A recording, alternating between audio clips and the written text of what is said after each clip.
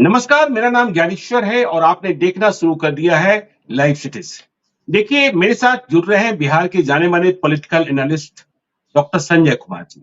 और आज हम चर्चा करना चाहते हैं इंडिया अलायंस की, कांग्रेस की, बिहार में लोकसभा चुनाव 2024 की। देखिए, इंडिया अलायंस की बात इसलिए कर रहे हैं क्योंकि इसकी नींव तो रखी बिहार के मुख्यमंत्री नीतीश कुमार ने, लेकिन अब कांग्रेस हाईजैक करती हुई थी। कांग्रेस ने सीटों की मांग जिस तरीके से शुरू की है देशव्यापी, उत्तर प्रदेश में भी कहा गया कि 20 सीटें चाहिए, 80 सीटें हैं उत्तर प्रदेश में। 2019 में सिर्फ एक सीट पर जीत मिली थी। अखिलेश यादव असमंजस की स्थिति में फंस गए हैं कि इंडिया अलायंस में रहें कि न रहें। ठीक इसी प्रकार से बिहार कांग्रेस के अध्यक्ष अखिलेश प्रसाद सिंह ने 10 सीटों की मांग शुरू कर दी है। 40 सीटों में 10 सीटें मतलब 25% सीटें। ये सही है कि जब से अखिलेश सिंह बिहार प्रदेश कांग्रेस कमेटी के अध्यक्ष बने हैं, बिहार में कांग्रेस की सक्रियता बढ़ी है।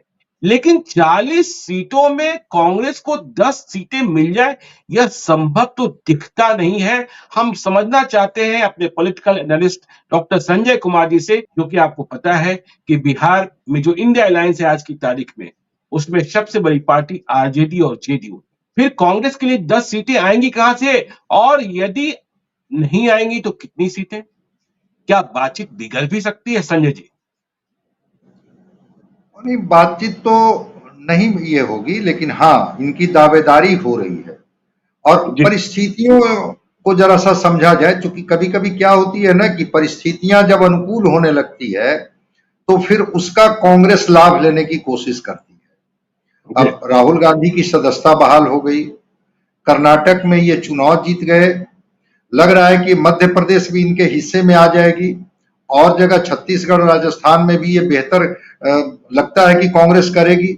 तो जैसे जैसे ये परिणाम आने लगेंगे कांग्रेस के पक्ष में, इनका कॉन्फिडेंस भी बढ़ते जाएगा, और राजनीति में सीटों को लेकर के जो बार्गेनिंग होती है, वो बार्गेनिंग कैपेसिटी भी इनकी बढ़ते जाएगी। तो ये दावेदारी तो करेंगे। अब जी बिहार की जो स्थिति है, उस बिहार की स्थिति में पिछली बार कांग्रेस को 9 सीटें मिली थी, लेकिन तब की परिस्थितियां कुछ और थी। इस जी बार की परिस्थितियां कुछ और है।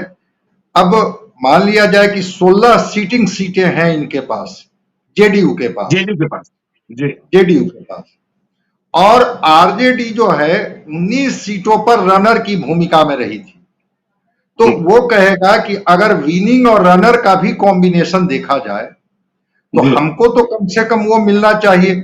17-17 सीटों की बात ये कर रहे हैं कि 17-17 सीटों पर हम लोग लड़ लेंगे, 16-16 पर ये लोग आ सकते हैं, लेकिन इससे नीचे जाने की बात हमको दिखती नहीं। आरजेडी और जेडीयू जिस तरह की दावेदारी कर रही है, अब कांग्रेस उसमें 10 कह रही है कि 10 हमको चाहिए, तो 10 जैसे ही कांग्रेस ले लेगी, उसके बाद सीपीएम, सीपीआई, सीपीआईएमएल। अब सीपीआईएमएल कह रही है कि मेरा स्ट्राइक रेट देख लीजिए विधानसभा में, हमको तो आपने टिकट दिया 16, हम जीत के आ गए 12, स्ट्राइक रेट तो जी सबसे अच्छा है हमारा। तो हम तो कम से कम, वो तो दीपंकर भट्टाचार्य जी बोल ही चुके हैं कि हमको कम से कम 5 सीटें चाहिए, बल्कि उन्होंने तो लोकसभा क्षेत्र बता दिया कि ये सीट पर हम लड़ेंगे।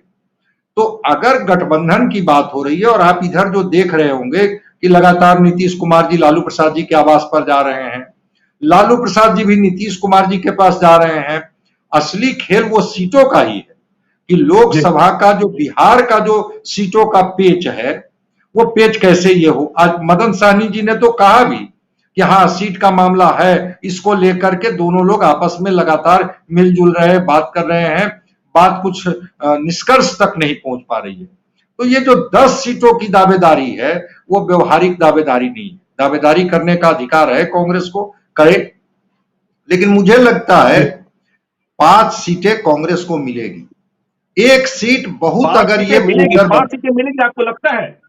क्योंकि हमारी जो मिलना खबर है चाहिए। कि 4 सीटों से अधिक की बात नहीं बन रही है। हमारी खबरों के मुताबिक 4 सीटों पर तो रजामंदी है नीतीश कुमार और लालू यादव के बीच में। 5वीं सीट के लिए राहुल गांधी को दखल देना पड़ सकता है। देखिए, आपने कहा बिल्कुल। कि आज जी आपने कहा कि आरजेडी की रनर सीटें 19, जेडीयू जी। की जीती हुई सीटें 16, 35 तो यही हो गई। कांग्रेस की जीती हुई सीट 1, 6 और इस इंडिया अलायंस में माले भी है जिसके स्ट्राइक रेट की आपने चर्चा करी। और देखिए आरजेडी के भीतर यह बात मानी जाती है कि 2020 में हम बिहार में सत्ता में होते यदि कांग्रेस ने बिहार विधानसभा की 70 सीटें लड़ने के लिए नहीं ले ली होती। आपने वो दिन भी देखे होंगे, वो चुनाव भी देखा होगा कि कांग्रेस ने सीटें भले ले ली थी, लेकिन पटना में लड़ाने के लिए भागलपुर से उम्मीदवार लाए जा रहे थे, समस्तीपुर में लड़ाने के लिए पटना से उम्मीदवार भेजे जा रहे थे, नालंदा में लड़ाने के लिए पटना से उम्मीदवार भेजे जा रहे थे। तो कांग्रेस के बारे में यह बात कही जाती है कि वो सीटों के लिए झगड़ा कर लेती है,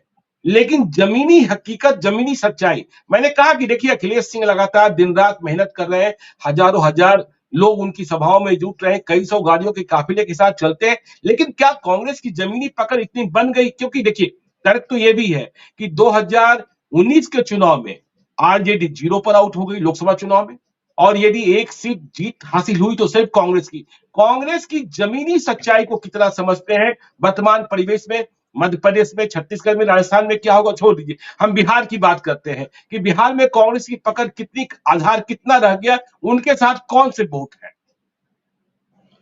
नहीं, बहुत बहुत ही समसामयिक प्रश्न है, चूंकि बिहार की राजनीति अभी भी जातियों के इर्द गिर्द घूमती है।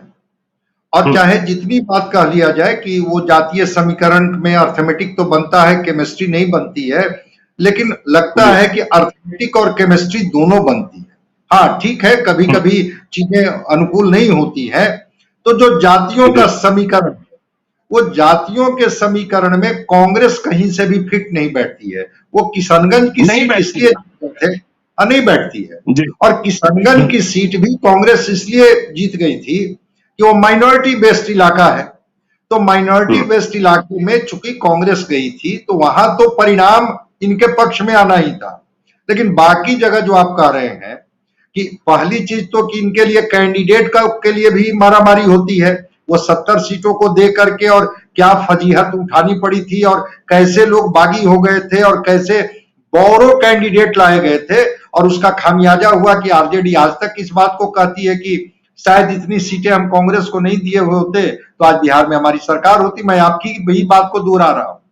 तो जो आधार वोट, वो आधार वोट तो आरजेडी के पास है, या अति पिछड़ा का जो वोट है या कुछ माइनॉरिटी का वोट है, वो माना जाता है कि वो नीतीश जी के साथ है। जो बाकी खेत खलिहान मजदूर का जो वोट है वो माना जाता है कि जो वामपंथी पार्टियां हैं बिहार में उनके साथ है। और जो बीजेपी और प्रो बीजेपी जो लोग हैं, तो जातियों का समीकरण उनके साथ है, जिसमें वो अगड़े से लेकर के बाकी लोग हैं उनके साथ खड़े।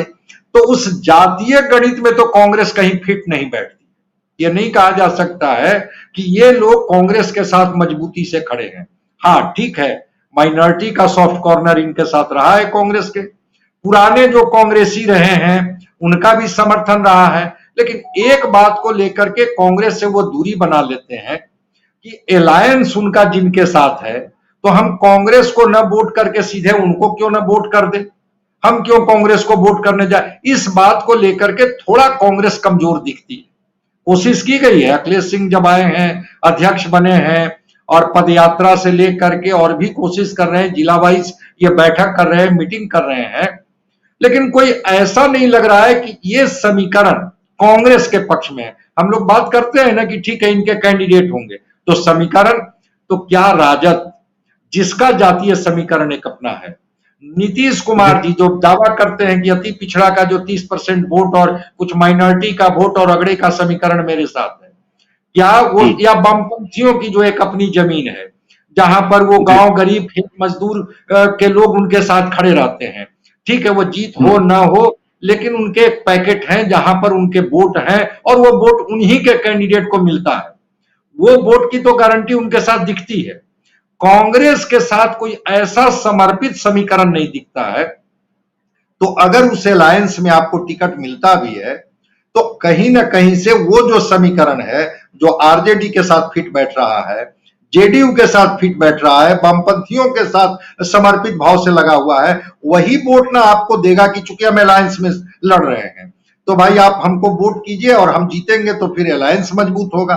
तो इस बात में तो दम है कि जो अर्थमेटिक बाकी पार्टियों के साथ है, इंडिया अलायंस के, वो अर्थमेटिक कांग्रेस के साथ अभी तो नहीं दिख रहा है। हो सकता है कि कल कोई कांग्रेस की भी अर्थमेटिक तैयार हो जाए, बन जाए, उसमें तो राजनीति में कुछ भी नहीं कहा जा सकता है, लेकिन अभी कोई अर्थमेटिक नहीं दिखता है कि वो उर्वर जमीन कांग्रेस की कहां है, जहां वो दावा कर रही है कि अगर वहां हम बीजेपी को हराने में या एनडीए को कामयाब होंगे हराने में तो कांग्रेस ही होगी, आप उसको नहीं हरा सकते हैं। ऐसी तो कोई जमीन दिख नहीं रही संजय है जी, कांग्रेस आपने के बिल्कुल पास। सही कहा। जी, आपने बिल्कुल सही कहा कि अर्थमेटिक नहीं दिखता है और कांग्रेस के साथ खड़ी कोई जाति नहीं दिखती है, कोई जमात नहीं दिखती है। हाँ, अखिलेश सिंह कोशिश कर रहे हैं, लेकिन एक बात जो आपने किशनगंज की चर्चा की, हमने 2019 के चुनाव को देखा है करीब से। किशनगंज में भी बहुत मुश्किल से डॉक्टर मोहम्मद जावेद जीते थे, क्योंकि वहां एक तीसरा फैक्टर एआईएमआईएम जो चुनौती है इंडिया अलायंस के लिए, ओवैसी की पार्टी, उन्होंने बहुत परेशान किया था। तो जब जमात नहीं है तो ये तो मानते हैं कि आज भी कांग्रेस को बैसाखी की जरूरत है, चाहे वह बैसाखी लालू यादव की हो या नीतीश कुमार की हो। बगैर इनके इनका वजूद बिहार में कुछ भी नहीं है, सीट नहीं जीत सकते। इस बात से आप सहमत होते हैं? पूरी तरह से सहमत होते हैं, और हम लोगों ने तो जी कहा था बैसाखी का सहारा तो 90 के बाद कांग्रेस लगातार लेना शुरू कर दी, बिहार में खास जी। करके, और हम्म। आज भी वो बैसाखी पर ही खड़ी है। चूंकि जी कांग्रेस, भाई लोकसभा का चुनाव पिछली बार जिस तरह से 19 में राहुल गांधी जी अड़े थे, ठीक है, जी। मान लिया जाए कि ये सारी सीटें हार जाते, जमीन तो हम्म। इनकी उर्वर हो जाती, इनके लोग तो जी। खड़े हो जाते, ये हिम्मत तो हम्म। कांग्रेस नहीं जुटा पाई। आखिरकार हम्म। 9 सीट पर जाकर के तो ये समझौता किए ना, ठीक है, एक सीट वो जीत बिल्कुल। गए, और ठीक आपने बताया कि या ये आईएमएम से लेकर के जो समीकरण था वो समीकरण थोड़ा इनके पक्ष में हुआ और परिणाम इनके पक्ष में आ गया। लेकिन अगर ये हिम्मत जुटाती कांग्रेस कि हम अपने दमखम पर लड़ेंगे, तो शायद जी। इनकी जमीन उर्वर हो जाती, और वो उर्वर जमीन की फसल ये विधानसभा में काटते। वो हिम्मत बिहार में कांग्रेस न पहले जुटा पाई है, न हमको लगता है कि वर्तमान में जुटा पाएगी। एक दबाव काम करेगा, और वो दबाव होगा राहुल गांधी जी का, सोनिया गांधी जी का, कि भाई हम तो आपके साथ खड़े हैं, हमें आप मानते हैं कि जी। हम राष्ट्रीय फलक पर हम ही हैं जो 200 सीटों पर सीधे सीधे लड़ते हैं, परिणाम भी हमारे जी। हिस्से में आता है, विनिंग और रनर की स्थिति में हम होते हैं। उत्तर से दक्षिण और पूरब से पश्चिम कांग्रेस ही एक ऐसी पार्टी है जो भाजपा को सीधे सीधे चुनौती देती है। तो बिहार में हमारी जमीन को पूरी तरह से खारिज आप मत कर दीजिए, उसके आधार नहीं। पर एक आध सीट इनको मिल जाए वो अलग बात है, जी। लेकिन जी। वास्तव में बैसाखी पर तो खड़ी है। मैं तो इससे भी आगे कहूंगा कि बैसाखी पर ही नहीं, इन लोगों की कृपा पर अब कांग्रेस खड़ी है कि चलो कांग्रेस के हिस्से में इतना दे दो ताकि राष्ट्रीय फलक पर हमारा अलायंस मजबूती से खड़ा होते हुए दिखे।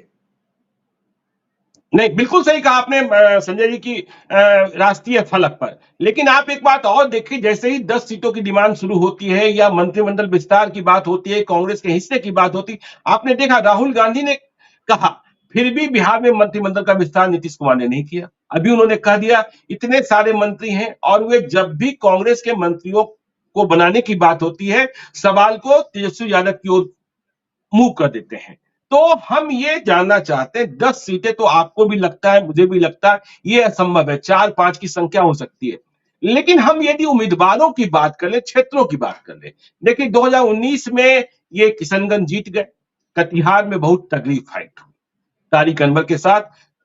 एनडीए के कैंडिडेट, जेडीयू के कैंडिडेट दुलालचंद गोस्वामी जीते, अब सिटिंग सीट है। तो तारिक अनवर के लिए कटिहार की सीट जेडीयू से प्राप्त करना यह भी टेढ़ी खीर होगी। आप सुपौल की बात कर लीजिए, सुपौल में रंजीत रंजन चुनाव लड़ा करती थी, कभी सांसद हुई भी, लेकिन अब वो राज्यसभा की सांसद है। अब यदि हम समस्तीपुर की ही बात कर ले, समस्तीपुर में डॉक्टर अशोक राम लगातार चुनाव हारते रहे हैं, उनके बेटे को भी कुशेश्वर स्थान विधानसभा में उपचुनाव में टिकट दिया गया, वे भी चुनाव हार गए। कांग्रेस के भीतर दलित नेतृत्व का भी संकट दिखता है। सासाराम में देखिए मीरा कुमार, इतनी बड़ी शख्सियत, लेकिन मीरा कुमार के बारे में जब हम देखते हैं तो उन्होंने बिहार को एक, जैसे कहते हैं ना आप स्कूलों में गेस्ट टीचर, गेस्ट फैकल्टी, तो मीरा जी ने भी गेस्ट लीडर की भूमिका में ही अपने को समेट लिया है। सासाराम वो लड़ना चाहती हैं, नहीं लड़ना चाहती हैं, कई खबरें ये आती हैं कि वे अपने बेटे को लड़ाना चाहती हैं। और उनके बेटे का नाम क्या है, यह पता करने में संजय जी शायद आपको भी नहीं स्मरण होगा कि उनके बेटे का नाम क्या है। और लोकसभा के टिकट की दावेदारी की बात हो रही है। पटना साहिब जो जहां आपको टिकट मिल सकता है, पिछले बार तो शत्रुघ्न सिन्हा आ गए थे, इस बार कौन? तो अब देखिए औरंगाबाद की बात हो रही है। औरंगाबाद में 3 राजपूत नेता, निखिल कुमार इस उम्र में भी इतने एक्टिव दिख रहे हैं। वहां अवधेश सिंह भी चुनाव लड़ना चाहते हैं। वहां जो आनंद शंकर है वो भी चुनाव लड़ना चाहते हैं। तो कांग्रेस 10 सीटों की बात कर रही है। पहले तो 10 सीटें कौन होगी, इनके पास क्या उतने उम्मीदवार हैं, और उम्मीदवार है तो उनकी स्थिति क्या है, हैसियत क्या है, यह समझने की बात होगी। ऐसे में आपको क्या लगता है, यदि ये झुकेंगे नहीं तो फिर क्या होगा? नहीं, झुकना तो इनको पड़ेगा, झुकेंगे ये। और झुकना पड़ेगा। जी जी, निश्चित रूप से झुकना पड़ेगा। और उस मामले में मैं मानता हूं कि लालू प्रसाद जी कन्विंस करने जी के मामले में बहुत ही माहिर खिलाड़ी हैं। वो सोनिया गांधी जी को समझा पाएंगे कि देखिए, आपका कैंडिडेट तो जरूर लड़ लेंगे, और अगर आप जिद कर रही हैं तो ठीक है, लेकिन देखिए परिस्थितियां वहां ये है, और वहां वो सारी जी सीटें बीजेपी जीत जाएगी। तो अगर आप बीजेपी को जिताना चाहती हैं तब तो ठीक है, आपकी जिद को हम देखते हैं कहां तक कंप्रोमाइज कर सकते हैं, निगोशिएशन कहां तक हो सकता है। लेकिन ये स्थिति है, धरातल पर जमीन आपकी बिल्कुल नहीं, आपके कार्यकर्ताओं ने उसको सींचा भी नहीं। जो भी परिस्थितियां रही बिहार में, कांग्रेस जो था, अब कल्पना कीजिए ना, मदन मोहन झा जी इतने दिनों तक अध्यक्ष रहे, कांग्रेस की कमेटी नहीं बन पाई बिहार में। ऐसा तो मैं देखा ही नहीं हूं। अखिलेश जी अभी आज भी इतने नहीं बन दिनों से पाई है। हैं, अभी भी कमेटी आज नहीं भी नहीं बन बन पाई। पाई है। अब जी जो हाँ, पार्टी, बिल्कुल सही कहा आपने। जो जो राष्ट्रीय पार्टी है जिसकी कमेटी तक नहीं बन पाई है, अब सोचिए, तो जी वो पार्टी कह रही है कि हम इतने सीटों पर चुनाव लड़ेंगे। कैसे लड़ लीजिएगा आप चुनाव? ना आपकी कोई जमीनी पकड़ है, ना आपकी कमेटी है, ना आपने चिन्हों को चिन्हित किया है, ना वो किसी को टास्क दिया है कि ये लोग इसको देखेंगे। तो दावा करने से आपको, अब आप 1952 के कांग्रेस की बात सोच करके बिहार में 2023 की कल्पना करेंगे, तो मैं नहीं समझता हूं कि ये व्यवहारिक होगा। और ठीक आपने जी कहा कि जो सासाराम की बात आपने की, क्या मीरा कुमार जी, ठीक है, वो जितने भी बड़ा उनका ये कद रहा हो, सासाराम के लोगों के साथ कोई उनका इंटरेक्शन नहीं रहा है। वो दूर से एक रिश्ते को बना करके रही हैं। अब उनके बेटे को तो कोई जानता भी नहीं है कि कौन है, आएंगे नाम भी नहीं सीधे आता है, नाम भी नहीं आता है। हाँ, वो सीधे उनको लॉन्चिंग पैड से लॉन्च कराया जाएगा। और ऐसा, और आज का वोटर बड़ा कंसस है, उसको लगता है कि उस व्यक्ति को हम चुने जो व्यक्ति से कल हम मिल सके, उससे हमारी बात हो सके, उसको जाकर के हम अपनी पीड़ा बता सकें। तो लॉन्चिंग पैड से उनको उतार भी दिया जाएगा। तो मैं नहीं समझता हूं कि जनता उनसे कनेक्ट हो पाएगी और परिणाम उनके हिस्से में होगा। जो कटिहार वाली बात आप कह रहे थे, जेडीयू, नीतीश कुमार जी वहीं पर तो अड़े हुए दिख रहे हैं। जो बार बार इन दोनों की मुलाकातें हो रही हैं, और जैसे ही सिटिंग सीट पर कंप्रोमाइज करने की बात होती है, नीतीश कुमार जी चुप्पी लगा जाते हैं और फिर इधर उधर घूमने लगते हैं। और घूमने लगते हैं तो जिसको हम लोग कहते हैं कि ये दबाव बनाने की कोशिश कर रहे हैं कि भाई ठीक है, अगर आप इस तरह से करेंगे सिटिंग सीटों पर तो हम कंप्रोमाइज नहीं करेंगे। और आश्चर्य तो यह है कि जैसे ही कुछ इधर छेड़छाड़ होगा, जो इनके एमपी हैं वो उधर बीजेपी में भी तलाशने लगते हैं रास्ता। हाँ बिल्कुल तो बिल्कुल बिल्कुल। तो उधर रास्ता, तो ऐसा कुछ नहीं है कि सीटिंग सीटें इनके जो हैं या जो इनके एमपी हैं, और आरजेडी जो रहा है ये में रनर में, तो आरजेडी को भी पता है कि ये मेरे साथ माई समीकरण तो आरजेडी के साथ मजबूती से खड़ा है, इससे तो कोई इनकार कर नहीं सकता है। तो वो कहेंगे कि जमीन हमारी, कैंडिडेट मेरे पास, और हम इस परिणाम में बदलने में तैयार हैं। और दूसरी चीज कि दूध का जला हुआ मट्ठा भी फूंक के पीता है लोग। तो जो 20 का विधानसभा में इन्होंने जो 70 सीटें दे दी है, इस बार दोनों सतर्क हैं, नीतीश कुमार जी भी सतर्क हैं और ये भी सतर्क हैं, लालू जी भी, कि हम कोई फिर ऐसी गलती न करें जिसमें लोकसभा में मैक्सिमम सीटें बीजेपी के खाते में चल जाए और हमारे हिस्से में कुछ नहीं रहे। तो कांग्रेस ठीक है, वो बता रही है कि हम यहां पर ये लड़ लेंगे, मेरे पास ये लीडर हैं, यहां पर हम लड़ लेंगे। पहले तय तो हो जाए कि क्या वो जमीन आपके लिए उर्वर है, उस जमीन को आपने सिंचित किया, फसल लगाइएगा कहाँ? तो फसल इनके भरोसे कि जो वोटर लालू प्रसाद जी के हैं, जो वोटर नीतीश कुमार के हैं, कैंडिडेट मेरा होगा, वोटर इनके होंगे। राजनीति में ऐसा कुछ नहीं चलता है। और देखिए ऐसा कुछ नहीं आरजेडी चलता है, बिल्कुल जी जी, बिल्कुल आपने सही कहा।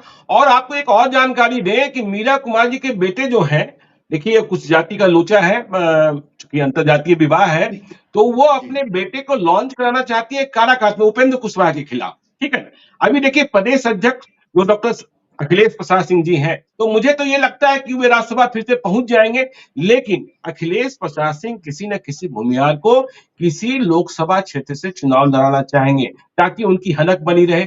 और देखिए एक बात लालू यादव ने मुंबई में कहा था कि हम अपनी ओर से कुर्बानी देने को, त्याग करने को तैयार है, लेकिन कितनी कुर्बानी देंगे, कितना त्याग करेंगे? नीतीश कुमार तो 16 से नीचे पर जाएंगे नहीं। बात यह भी कही जा रही है कि नीतीश कुमार चाहते हैं कि लोकसभा के चुनाव में हम आरजेडी से एक अधिक सीट पर लड़ें, भले ही विधानसभा के लिए जो आगे समझौता हो। और जैसे ही कांग्रेस मांगेगी बिहार में सीटें, चौथी से 5वीं सीट, तो यह भी तय माना जा रहा है, जो और भी राजनीतिक विश्लेषक हैं, कि नीतीश कुमार और लालू यादव कहेंगे झारखंड में भी मुझे सीटें दीजिए, जेडीयू को, क्योंकि आपको पता है कि झारखंड में महतो जाति की आबादी, कुर्मी जाति की आबादी कितनी है। फिर ये कहेंगे कि उत्तर प्रदेश में भी कुछ सीटें दीजिए। तो क्योंकि नीतीश कुमार अपनी पार्टी का विस्तार चाहते हैं, अशोक चौधरी को झारखंड प्रदेश जनता दल यूनाइटेड का प्रभारी बनाया गया है, तो ये बात तगड़ी सी फंसती हुई दिखाई पड़ रही है संजय जी। नहीं, बिल्कुल आपने ठीक कहा। देखिए, नीतीश कुमार जी किसी भी तरह का कॉम्प्रोमाइज नहीं करने जा रहे हैं, तो मेरी जानकारी है। आपको याद होगा कि पिछली बार भी जब 19 में वही नीतीश कुमार हैं जो भारतीय जनता पार्टी की जीती हुई सीटें, जिसको कहते हैं ना बाहें मरोड़ करके ले लेना, आर्म ट्विस्टिंग करके ले लेना, वो 5 जीती हुई सीटें इनको दे दी थी और 17-17 पर दोनों लोग चुनाव लड़े थे। तो नीतीश कुमार अपनी जीती हुई सीटों पर कोई कंप्रोमाइज करने नहीं जा रहे हैं। एक सीट अधिक मिले न मिले, लेकिन आरजेडी से एक सीट कम ये नहीं लेने जा रहे हैं। और अगर जैसे ही कुछ वैसी तस्वीर बनेगी, नीतीश कुमार जी फिर कोई तेवर बदल सकते हैं। ऐसा कुछ नहीं है, क्योंकि सीटों को लेकर के पेट फंसा हुआ है। तो कभी ये जा रहे हैं लालू प्रसाद जी से मिलने, लालू प्रसाद जी आ रहे हैं इनसे मिलने। एक ठीक है, त्याग की बात लालू प्रसाद जी जितना कर लें, लेकिन पॉलिटिकल डिसीजन लेने में लालू प्रसाद जी का कोई सानी नहीं है। जब लगेगा लालू प्रसाद जी को कि हमारी पार्टी का अहित होगा, वहां पर ये फिर स्टैंड बदल देंगे। फिर ये सारा त्याग और सैक्रिफाइस की बातों को किनारे करेंगे और कांग्रेस को सीधे कहेंगे कि तब जा लड़ ला अकेले। इस तरह की बात, जिस भाषा में लालू जी बात करते हैं, लालू जी कंप्रोमाइज करने की स्थिति में नहीं रहेंगे।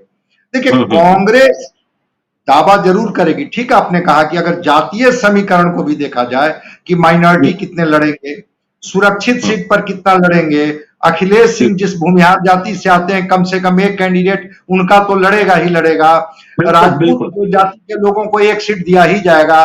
माना जाता है कि कांग्रेस जो है उसमें ब्राह्मण नेचुरल तरीके से जुड़े रहे हैं, कालखंड की परिस्थितियों में लड़ते भी रहेंगे। हाँ जी, लड़ते रहेंगे, लड़ाए भी हैं। तो जो आपका जो नेचुरल लोग जो आपके साथ कांग्रेस के साथ खड़े रहे हैं, ठीक है, आप बैसाखी पर सवार हो गए, वो आपका पार्ट है। तो उस समीकरण को अगर आप साधेंगे, जातीय समीकरण को अगर साध करके भी करेंगे, फिर भी मुझे लगता है कि 4 सीट जो आप कह रहे हैं, 1 सीट राहुल गांधी जी के इंटरफेरेंस से, 5 सीट से ज्यादा कांग्रेस को मिलने नहीं जा रही है। क्योंकि माले 2 सीटों से कम पर कंप्रोमाइज नहीं करने जा रही है। अब तो वो 5-6 कर रहे हैं, हाँ 5-6 पर वो कर रही है, लेकिन 2 सीट मिनिमम पर वो कंप्रोमाइज करेगी, उससे कम पर वो कंप्रोमाइज नहीं करने जा रही है। सीपीआई सीपीएम को अगर आप किनारे भी लगा दीजिएगा, तो 1 सीट की बात चल रही है कि आप सीपीआई को बेगूसराय नहीं देंगे, बेगूसराय नहीं देंगे जी, जिसको लेनिनग्राड कहा जाता है। अब बेगूसराय में सीपीआई नहीं लड़ेगी तो कहां लड़ेगी भाई? तो 1 सीट तो आपको देना है। तो सीपीआई एमएल को और सीपीआई को अगर 3 सीट आप देते हैं, 5 सीट भी राहुल जी के इंटरफेरेंस से भी 5 सीट अगर होता है तो 5 और 3 8, तो 16-16 पर ये लड़ेंगे। फिर कोई अगर कोई ऐसा समीकरण बना जिसमें एक आध दो सीट किसी और को देने की बात हो, तो ये तो 16 सीटिंग है ना नीतीश कुमार जी। और आरजेडी क्या 16 से कम पर लड़ेगी क्या? तो जो नहीं समीकरण दिख रहा है, जो समीकरण दिख रहा है, उसमें लगता नहीं है कि कांग्रेस के हिस्से में 4 और मैक्सिमम 5 से अधिक सीटें आने जा रही है। फिर कांग्रेस को अपने पहलवानों को भी देखना होगा। देखिए, जब चुनाव आता है तो हमें यह दिखता है कि कांग्रेस में कुर्ता टाइट वाले लोग, आज भी वह परंपरा चल रही है, बहुत लोग दिख जाते हैं। टिकट के दावेदार तो इतने नजर आते हैं, लेकिन जमीनी हकीकत जो हमने कहा, अब देखिए कांग्रेस के पास लोकसभा के लड़ाके भी कम होते जा रहे हैं। डॉक्टर शकील अहमद कभी मधुबनी लड़ा करते थे, 2019 में वो सीट गठबंधन में लालू यादव ने कांग्रेस को नहीं दी थी, वो सीट उन्होंने वीआईपी को दे दी थी। तो डॉक्टर शकील अहमद एक मजबूत नेता मिथिलांचल में, उन्होंने अब तो चुनावी राजनीति से ही संन्यास ले लिया है। तो पहलवान भी देखने होंगे, क्योंकि मुझे लगता है कि जब नीतीश कुमार, लालू यादव कांग्रेस के नेता बैठेंगे तो इस पर रजामंदी नहीं होगी कि आपको हमने इतनी सीटें दे दी। पहले यह पूछा जाएगा कि आपके पहलवान कौन है। ये पहलवान हमारी पार्टी और हमारे कार्यकर्ताओं के साथ समायोजित हो पाएंगे कि नहीं हो पाएंगे। बगैर पहलवान के सीटों का फैसला शायद इस बार संभव न हो। नहीं, हम सहमत हैं आपसे, बिल्कुल। वो तो कहेंगे ही ना कि कैंडिडेट बताइए ना, किस व्यक्ति पर आप दांव लगाना चाहते हैं, पहले बता दीजिए कि आपके कैंडिडेट कौन होंगे, और क्या वो उनमें ये दमखम है, क्या वो क्षेत्र से जुड़े रहे हैं, क्या वो जनता से कनेक्ट होते रहे हैं, क्या उन्होंने उस जमीन को सींचा है, उर्वर किया है, फर्टाइल किया है। किनको लड़ाइएगा? अब किसी को आप टिकट दे करके और वो चुनाव में वो सीट हम लूज करने नहीं ना जा रहे हैं, तो सबसे पहली चुनौती तो कांग्रेस के पास यही होगी कि भाई आपके कैंडिडेट कौन है, पहले बता दीजिए। चलिए सीट पर हम लोग बाद में बात कर लेंगे कि आप 10 चाहिए कि 20 चाहिए कि 5 चाहिए, कैंडिडेट कौन होंगे। तो सही बात है कि जिस तरह से कांग्रेस धीरे धीरे बिहार में हाशिए पर चले गए, हाशिए पर जाने की वजह से जो इनके बड़े कद्दावर नेता थे वो उदासीन हो गए, और उनकी उदासीनता की वजह से चीजें तो है कि जनता तो अब कहती है कि अब ये कल चुनाव लड़ेंगे नहीं लड़ेंगे, तो वो तेवर भी तो दिखना चाहिए कि नहीं वो जनता के बीच में रहे हैं, उसी धार के साथ वो जाएंगे। ठीक है, वो अलायंस के कैंडिडेट होंगे, लेकिन जैसे ही वो कांग्रेस के सीट पर जाएंगे परिणाम उनके हिस्से में आएगी। तो ये चीजें तो अब निखिल बाबू को ले लीजिए औरंगाबाद में, उम्र के जिस पड़ाव पर है, ठीक है, वो एक चेहरा तो है, इसमें कोई दो मत नहीं है, लेकिन अवधेश सिंह घूम रहे हैं वहां। अब आनंद शंकर कह रहे हैं कि हम विधायक हैं, यंग चेहरा है, हम पर दाव लगाइए। तो अब स्थिति है कि पहले तो पूछेंगे ना ये लोग कि क्या तय हो गया कि वहां का कैंडिडेट कौन होगा।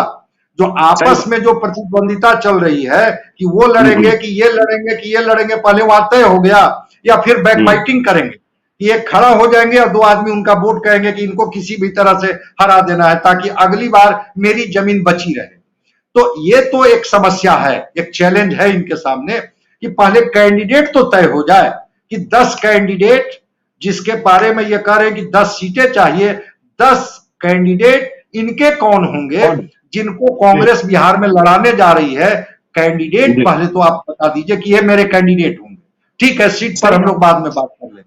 ये एक समस्या, एक चुनौती तो है इनके सामने।